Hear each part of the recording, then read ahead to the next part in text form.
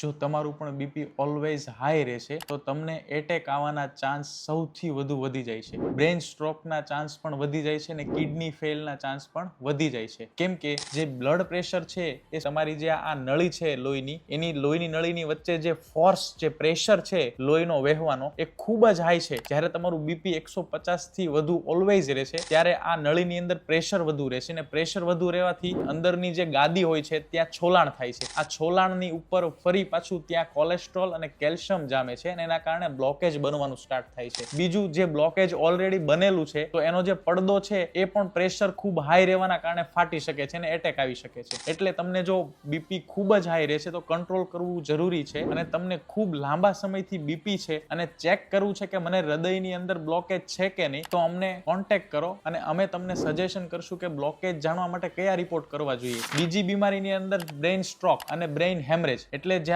Blockage હૃદયમાં બને છે એવું મગજની નસોમાં પણ બની શકે, તો એને બ્રેઇન સ્ટ્રોક કહેવામાં આવે છે. અને જો લોહીની નસ મગજની ફાટી જાય તો હેમરેજ પણ થઈ શકે છે. અને જો લાંબા સમયથી તમને આ કન્ટિન્યુઅસ બીપી હાઈ રહેશે તો તમારી કિડની ફેલ થઈ શકે છે. તો જો તમને પણ બીપી હાઈ રહેશે અને મજાકમાં લ્યો છો તો આજથી જ તમે વ્યવસ્થિત બીપી ચેક કરો અને હાઈ રહેશે તો એનું સોલ્યુશન કરો.